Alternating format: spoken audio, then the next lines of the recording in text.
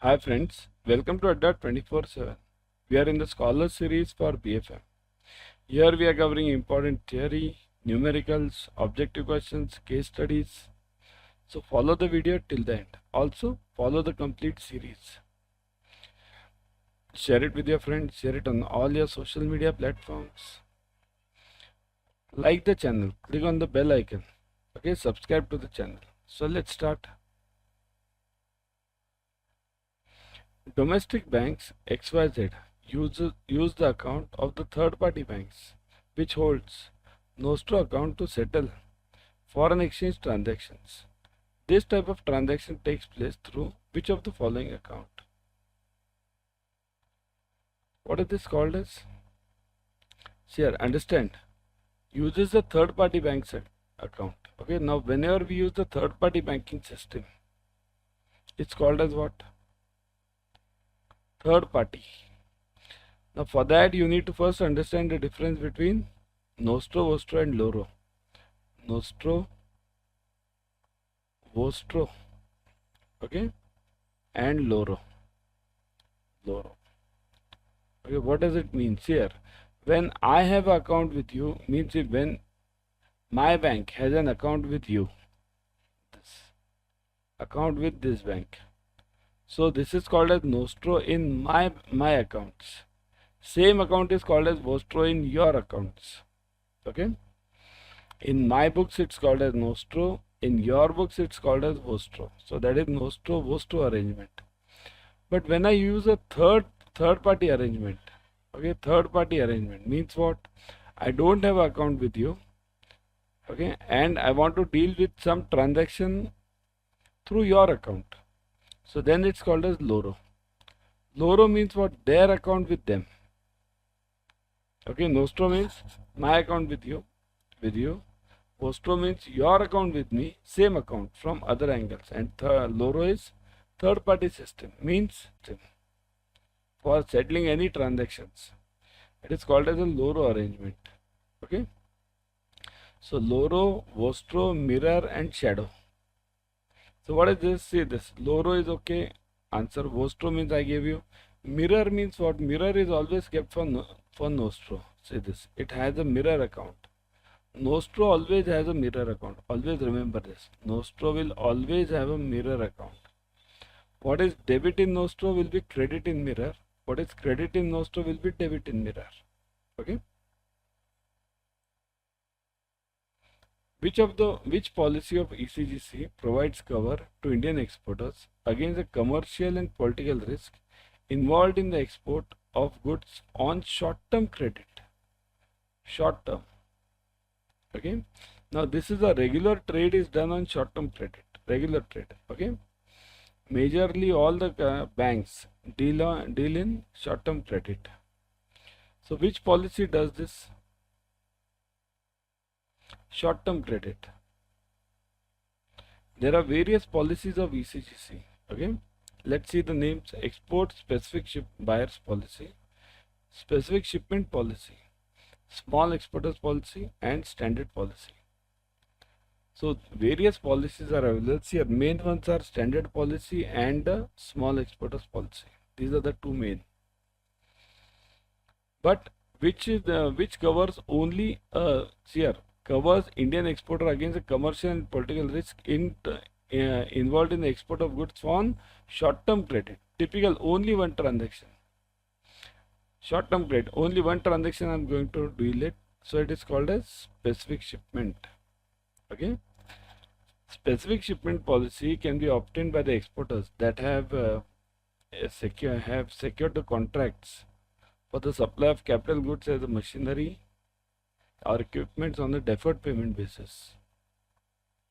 The cover provides protection against non-receipt of payment due to commercial risk or due to any political risk.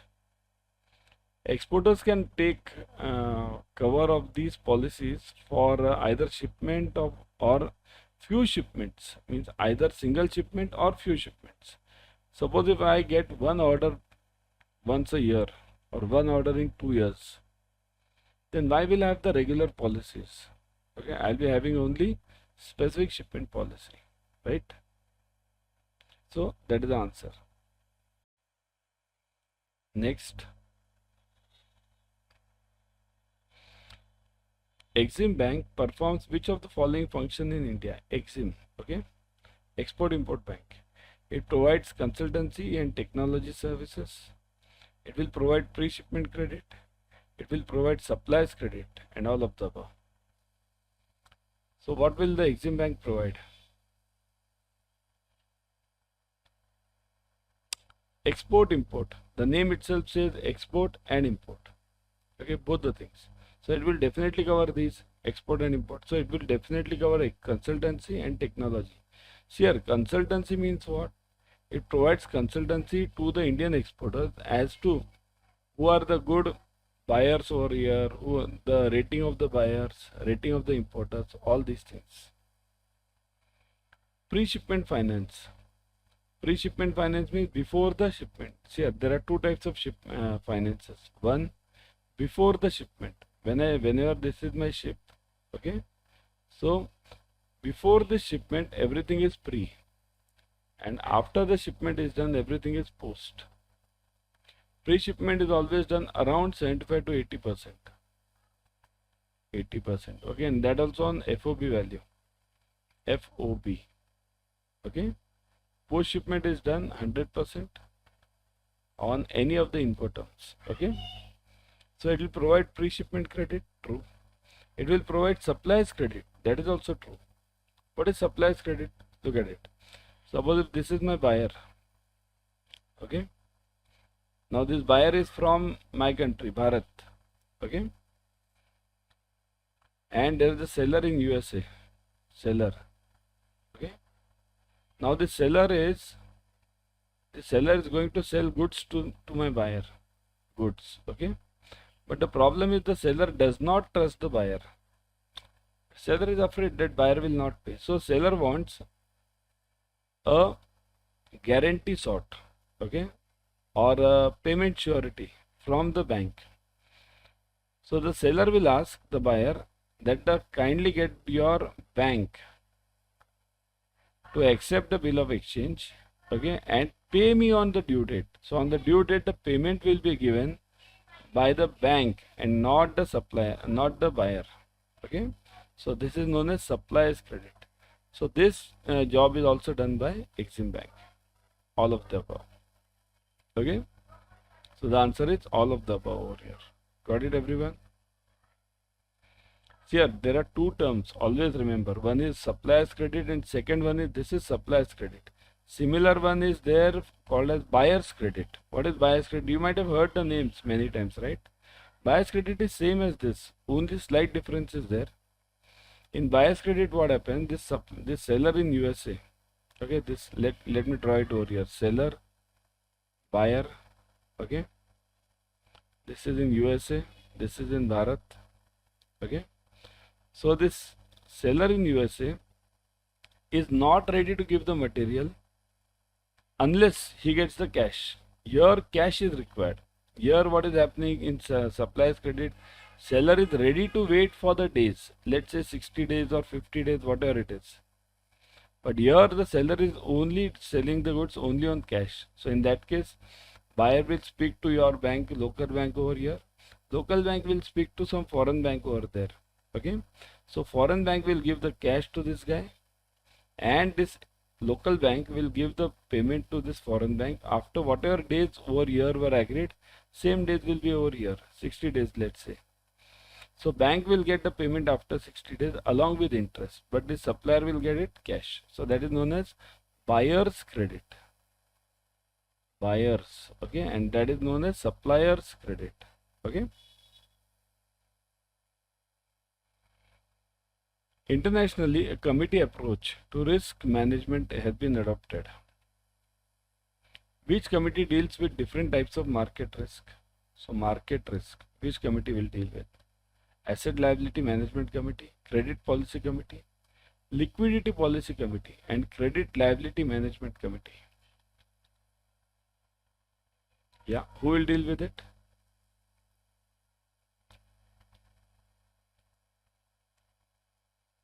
It will be dealt with by Asset liability. Comment section. Is it see the confusion is between this and this credit liability management committee and asset liability. So who will deal with the risk management? Okay, risk management part. So that is dealt by this ALCO, asset liability management committee. That's called as ALCO. Okay, so asset liability management committee, also called as ALCO, deals with different types of risks in the market, means market risks. CRMC, this credit policy committee or credit risk management committee, both are one and the same. They deal in credit risk. ORMC is another committee, operations risk management committee, that deals in operations risk. So this ALCO, this deals with this different types of risks, different types of market risks. It includes what? It includes anything, means any shocks which your bank or your economy can get from the external events, anything. Market risk means, remember, that risk which is not in your hands, like the Russia-Ukraine war, Israel-Hamas war, that Iran specifically going on right now. These all wars. So these are not in your hands, but they will directly affect your economy. So that is handled by ALCO. Got it? Which of the following stress testing techniques specifies the shocks that might plausibly affect several market risk factors simultaneously if an extreme but possible event occurs? Means stress testing, which of the following stress testing techniques specifies the shocks, means that might plausibly affect several market risk factors. Market risk factors means again not in your hands. So simple sensitivity, scenario, maximum loss, and EVT, extreme value theory. So which will cover all the losses which might occur, or all the scenarios which might occur. It can be anything, isn't it? It can happen that, let's see here, let's consider this case. What all various factors can happen? RBI can increase your repo rate. It will affect your directly banking policy. Russia can invade the Ukraine. It can affect. All these things occur at the same time. So which technique can cover all these? So that is basically scenario. Okay.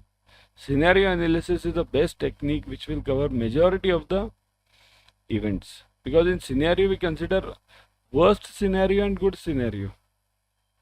Worst means if all of them occur simultaneously. There is a similar type called as Monte Carlo simulation. It's again a scenario analysis. So this basically, what does it do? It can analyze these scenarios based on the hypothetical events. Means we design what all can be the changes. Same thing is there in Monte Carlo. We go on filtering these events in Monte Carlo. Okay. So scenario analysis, got it? Next one. Dash is type of liquidity risk which occurs due to liabilities in the foreign currency. Liabilities in the foreign currency. Time risk, funding risk, call risk, and operational risk, which occurs due to foreign currencies. Yeah.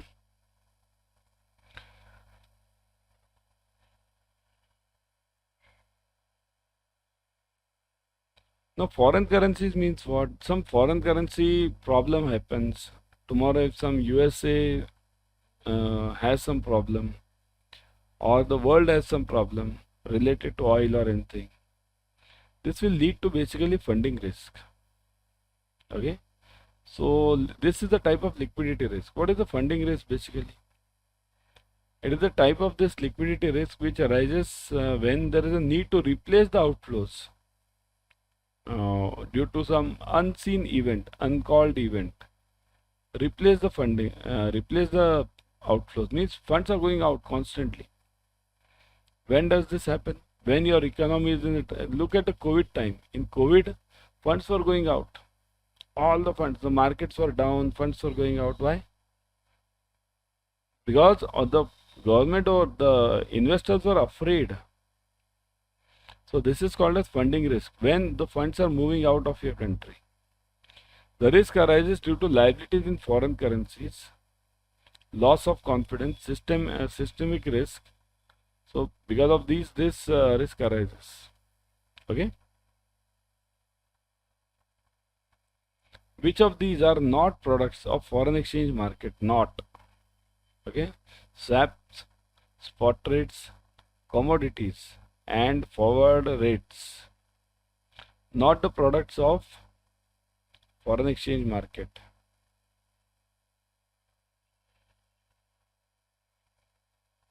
Which of these? Foreign exchange. Here, all these, if you see, these are derivatives roughly, except the commodities. Commodity is not the derivative. Okay. So the answer is commodities over here. Okay. Commodities are basically what? These are commodity can be anything. It can be your dollar. It can be your agri commodities. It can be gold. It can be oil. Anything. Commodities are part of the capital market and not the foreign market. Okay, capital market, these are the part of. In spot market, transactions involving the currency pair takes place in spot trades. Okay, currency pairs, dollar versus rupee. In forward market, the parties will negotiate the transactions, again dollar versus rupee in forward also. Okay, so that's why all of these consist of pair. Even swap, what is a swap? Swap also has the same thing. Okay, so what is swap? When there is simultaneous borrowing and lending of two different types of currencies between two investors, different types of currencies, different types of exchange flows between two investors. So that is swap transaction. So that's why the answer is commodities over here. It's a part of capital market and not this forex market. We're in the Scholar series for BFM. Here we are covering all the important theory, numericals, objective questions, case studies. So follow the video till the end. Also follow the complete series. Okay. Share it with your friends. Share it on all your social media platforms. In fact, subscribe to the channel first. Okay. Click on the bell icon. Okay. Let's start. First one.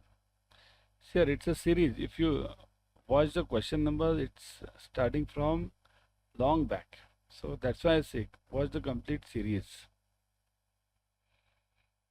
Which of the components of the bank's balance sheet is not included in the liabilities? Not included. Okay.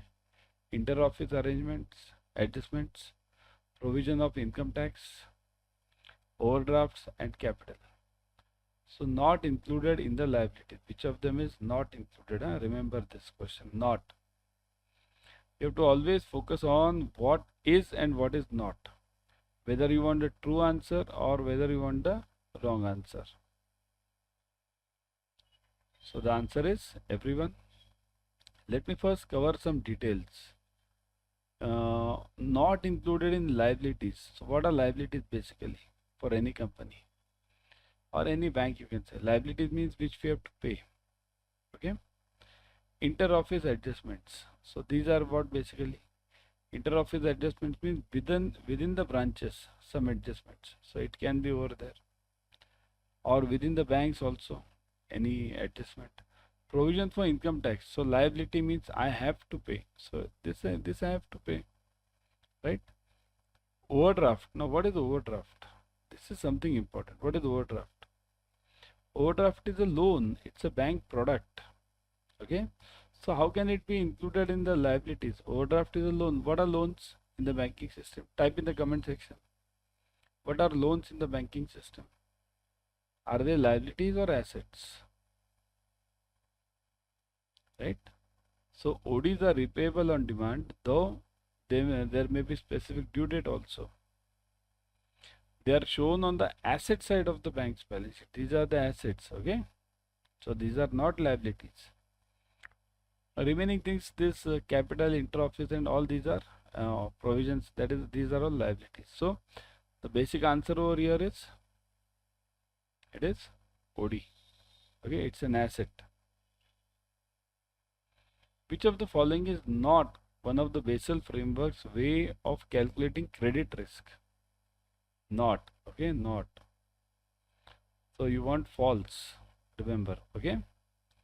Value at risk approach, standardized approach, foundation internal rating based approach, and advanced internal rating based approach. Not one of the Basel frameworks way of calculating credit risk. Huh? We are focusing on credit risk over here.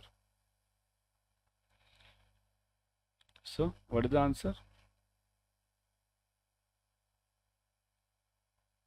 So before giving the answer, again I'll give you the explanation first. Basel framework we are talking of. So Basel 2 or Basel 3, anything, both of them.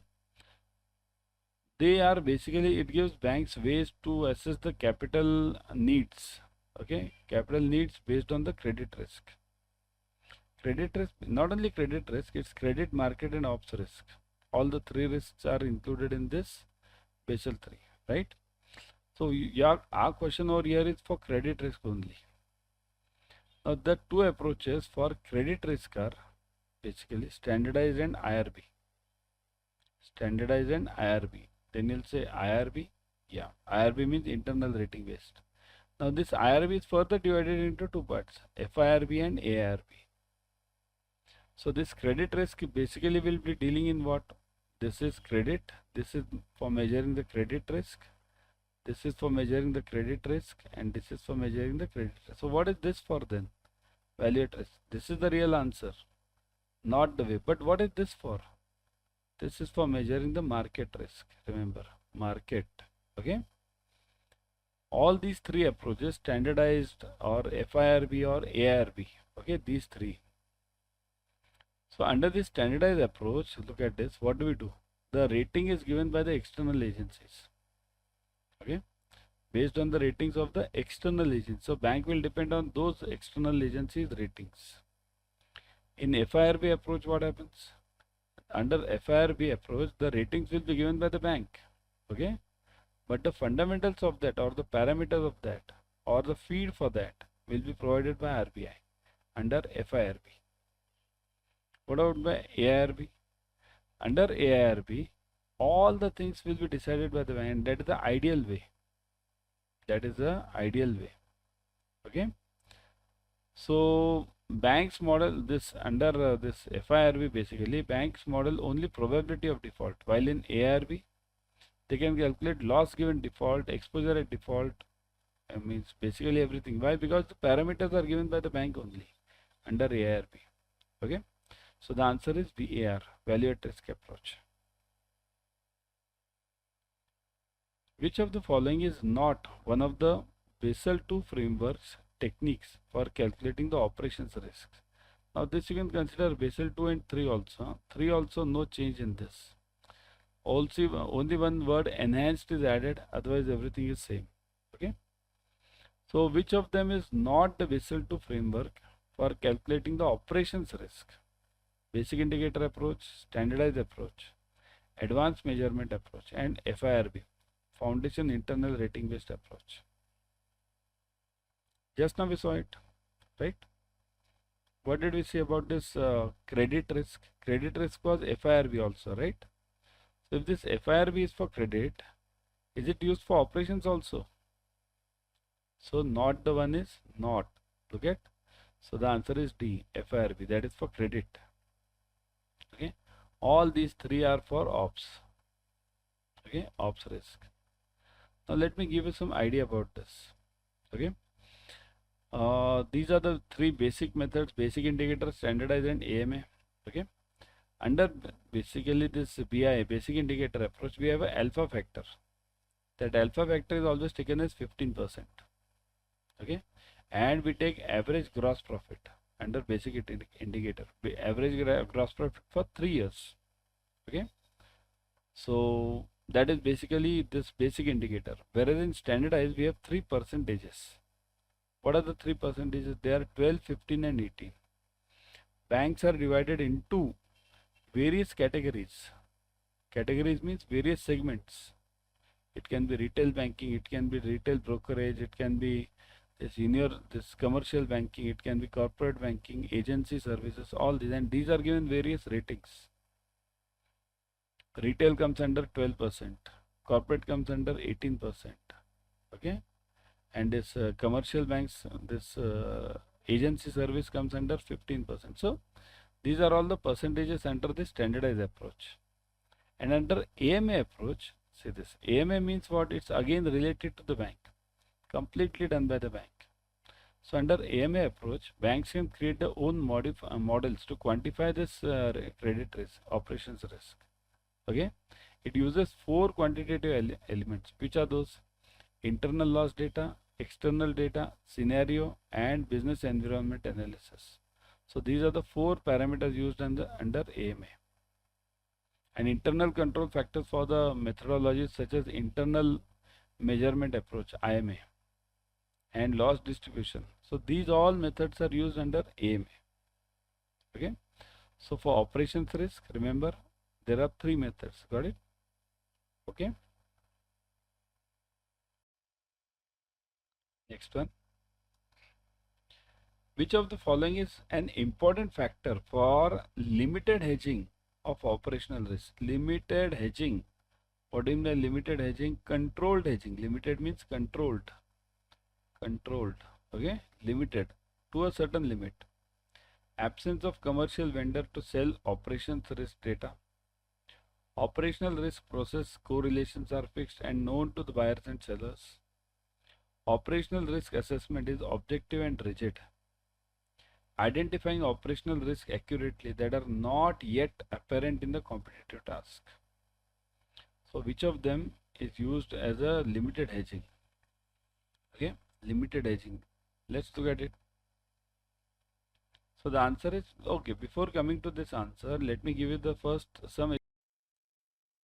Hi friends, welcome to the Adda 24/7. We are in the Scholar series for BFM. Here we are covering all the important numericals, theory, objective questions, case studies. So follow the series till the end and do share it with your friends. Share it on all your social media platforms. And importantly, follow the series till the end. Today's lecture as well as regular all the lectures. Because otherwise what happens, the link doesn't get established. So let's start. Okay, first one. Which of the following bank cannot issue the certificate of deposit? RRB, public sector bank, local area bank, and both A and C. Think over it. Which of the bank cannot issue the certificate of deposit? Let me see the answer from your side.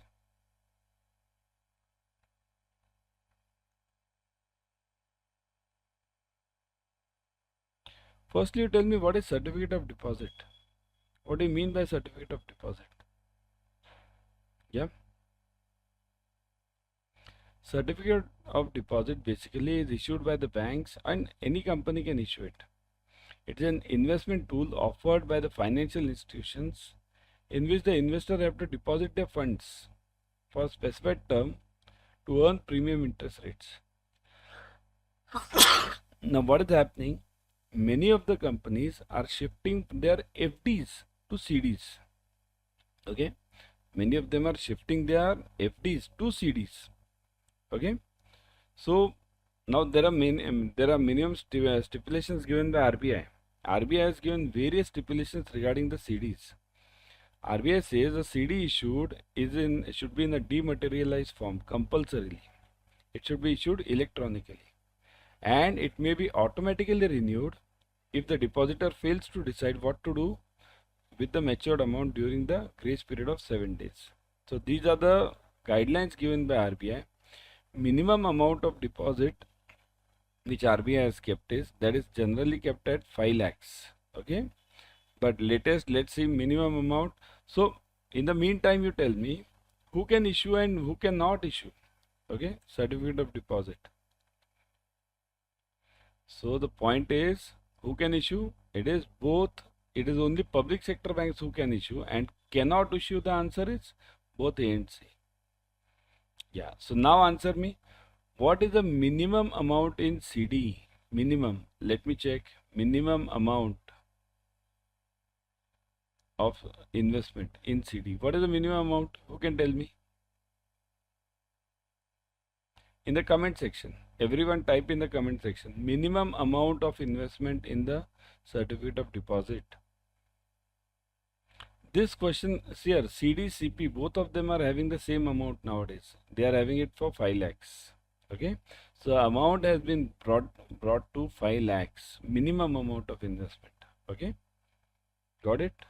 Move on. Next one. Okay. Now next one. Which of the following policy rates is used by RBI for absorbing liquidity from the economy? Absorbing liquidity. Okay. Repo rate, MSF, selective credit control, and moral suasion. Now, absorbing liquidity means RBI wants to get money from the system. So, which of the rates, which of the policy rates is used? Think over it. Each one. Think about it. Each one. Which of the rates are used by RBI? Yeah.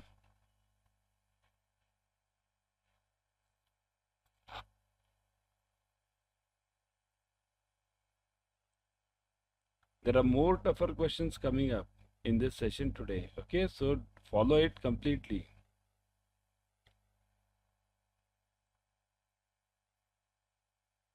Yeah, it is. Which one is used? It is moral suasion. Remember, moral suasion is the tool used by RBI for absorbing liquidity from the economy. Okay. So repo rate is also one of the important tools. By repo rate, RBI control increases the base rate or decreases the base rate. Okay. MSF is marginal standing facility. This is a facility used by the organizations or the banks mainly. Used by the banks whenever everything dries up. Dries up means there is no chance of getting any money from any other bank or even RBI through their OMO. So in that case, MSF comes into picture. Okay, MSF rate is the highest rate. Then selective credit control, that is totally different. Selective credit control is related to the internal part of the bank, means whom to give the loan and whom not to give the loan. Moral suasion is done by RBI for absorbing the liquidity from the economy. Okay.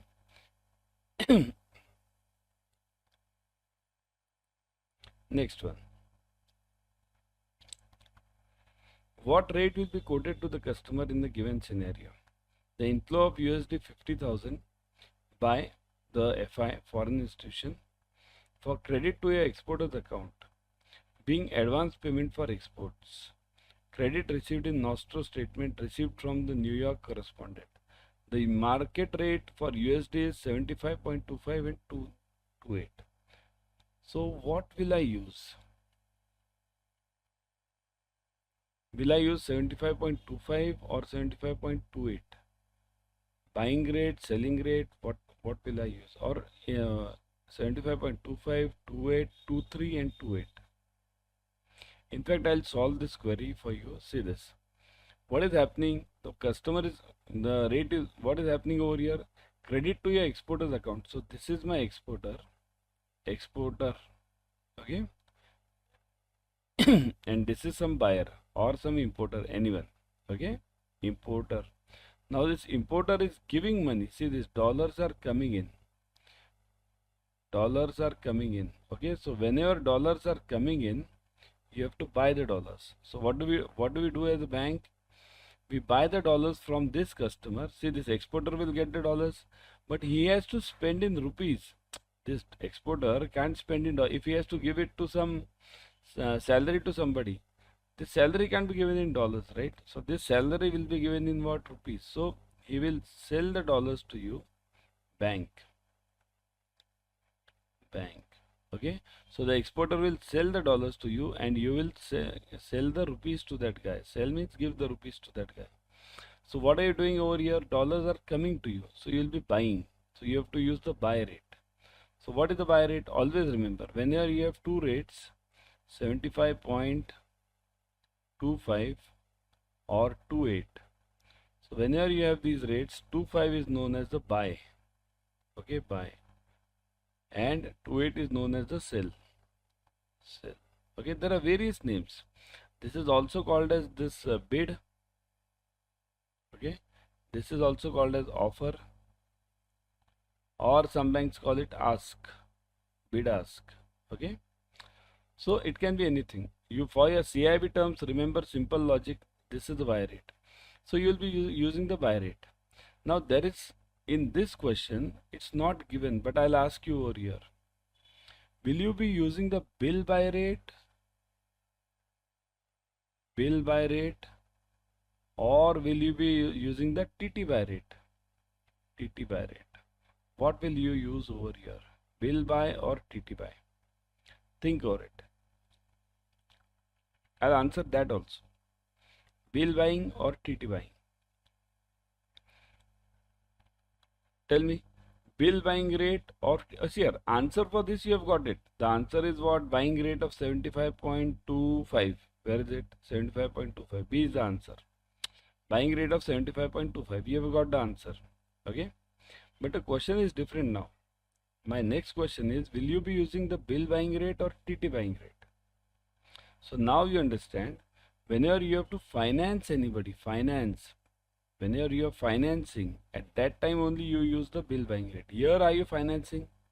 It is a simple transaction. Somebody has given the money, you have to just exchange that money. So it is called as a spot transaction or TT buying. So spot or TT.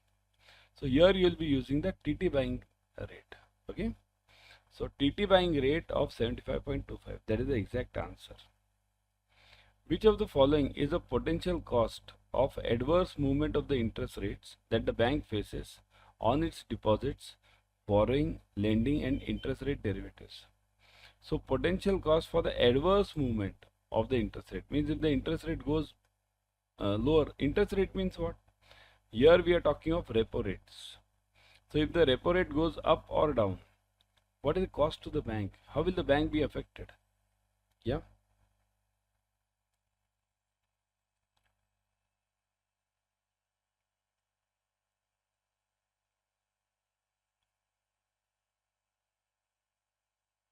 How will the bank be affected?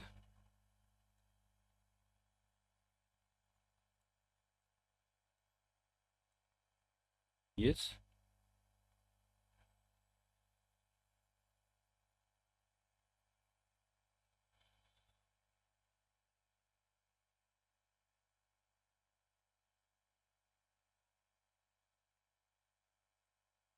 Think over it. So the answer is, everyone, the answer is, what is the answer? See here, understand this: legal risk, operational risk, interest rate risk, country risk. Now adverse movement means adverse movement of the interest rates. So that will be led by what? Legal risk is totally different. Legal risk is a part of your operational risk. Legal risk is a part of your operational risk. Okay, so that is not a part. That is not the answer over here. This is due to the changes in the interest rate. So definitely you'll get the answer as interest rate risk. What do you mean by interest rate risk? If the interest rate risk means if the interest rate goes down, see, logic is very clear. If the interest rate goes down, okay, then what happens because of this interest rate? What is the difference? See here, first thing what happens is the bond prices, okay, they go up. Very important. Interest rate down, bond prices up.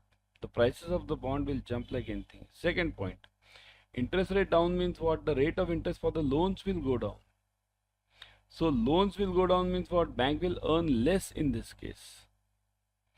There is also a negative effect on the economy as such. If the interest rate goes down, the loans rate goes down. So customers will take more loans. Companies will borrow more loans. So if companies will borrow more loans, then what will happen next? If companies borrow more loans, then they'll spend more. People will get more money in their hands. So that will lead to inflation. Okay, got it? So there are multiple effects of single policy decision. Got it? There are multiple effects. Okay, move on. Chalo, next one. What is the purpose of certificate of origin in international trade? What did I say? There are difficult questions coming up. Why is COO used? To determine the value of the goods in the international trade. To determine the invoice numbers of the goods in the international trade. To determine the origin of goods in the international trade. To determine the bill of lading number of the goods in the international trade. So, what is the logic behind the COO? Now, COO is always used to show. First, let me get the answer from your side. Value of the goods. Value of the goods, from where do we get it? Value of the goods. This value of the goods. This I'll get it from two documents. Two things. In fact, not documents. One is invoice. From invoice, I'll know at what rate is the are the goods being sold, right? Second, to determine the invoice number. The second one, I can get it from that this BL also. From BL or the customs document. Whenever I declare it at the customs, there also I come to know about the value. Okay. To determine the invoice number of the goods. So invoice number is not that, means certificate of origin is not required for determining the invoice number.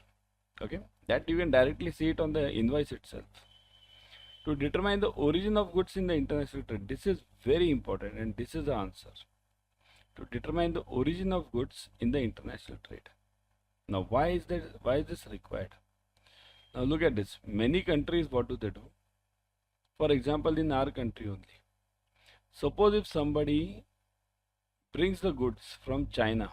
Okay, goods are brought from China. Let's say China to Bharat, I'll say now, Bharat. Okay. Now China to Bharat, the goods are brought. Now what happens in this? Once the goods are brought, this person will do what? He will change the label. Change label. If he changes the label and makes it made in India, and then sells it to some other country, Europe or anyone, Europe. So now ethically, is this correct? Is this ethically correct that I am selling the goods which are manufactured from some other country and then I'm changing the label made in India and then selling it? So ethically it is wrong. Many of the countries want where the goods are originated. Why? Because I'll tell you, there are various reasons for this. Some countries have their internal rivalry or animosity, enemies. For example, which one? Many of the countries have the rivalry or animosity with Iran.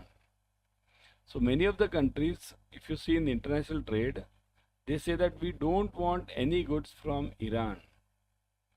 We don't want any goods from North Korea. Similarly, some countries don't want any goods from China because of the quality. So that's why the country of origin of the goods should be known. Okay, and that is the basic purpose of COO. Okay, certificate of origin. Got it? Shall we move on to the next one? Okay, chalo. What is the objective of ISBP 745? Now we are talking completely of module A, international trade. What is the objective of ISBP 745? To provide the guidance for issuance of LC. To encourage uniformity of practice worldwide, to reduce the number of credits rejected by the banks owing to the discrepancies. To provide a set of rules for bank-to-bank reimbursement. All A, B and C, means all of them. So what do you think should be the answer over here? First search on Google right now. What is ISBP 745? Or if you have studied, it's well and good. So search on Google first. What is the objective of, what is ISBP 745? ISBP 745 is a supporting document to UCP. Remember this. ISBP 745 is a supporting document to UCP. Got it? Supporting. Okay. So if it is a supporting document, then what is the purpose of this? Provide guidance. Guidance will be provided by UCP. This is provided by UCP. Okay. Then C, To provide the set of rules, again it is provided by UCP 600. Now remember, you'll say, what is this UCP 600? See this. Those who have not started their studies up till now. UCP means what? Uniform Customs and Practices. Uniform. The full form is actually not UCP. You see, Uniform Customs and Practices. Now UCP for documentary credits, that the full form is actually UCP DC, documentary credits. Okay, so that is the full form. The full form is actually UCPDC, but we don't write such a big word. That's why we write only UCP. And what is this 600? There are various versions of UCP. Means it has started from 100. Then earlier it was, means before 600 there was 500. Now next UCP coming up is UCP 700. But still the date is not on. So that's why we are still using UCP 600. Now there are 5 documents in international trade. Very important 5 documents. One is UCP. Second is ISBP. Third is URR. Fourth is ISP. And fifth is EUCP. So these are the 5 documents which are used in the international trade. All these are related to various other domains. Okay. So ISBP is a supporting document to UCP. Supporting. URR is what? You are having this in your CIB portion also. Uniform Rules and Regulations. Right now the URR given going on is 725. ISBP going on is 745. These are the versions. UCP going on is 600. Okay. ISP going on is 98. EUCP is 2.1. So these are the latest versions of these UCP, ISBP, URR, ISP and EUCP. So URR is for Uniform Rules and Regulations for reimbursements. These are used when we use a reimbursing bank in between. ISP is what? ISP is mainly for standby LCs. What is standby LC? Standby LC is similar to that of the guarantee.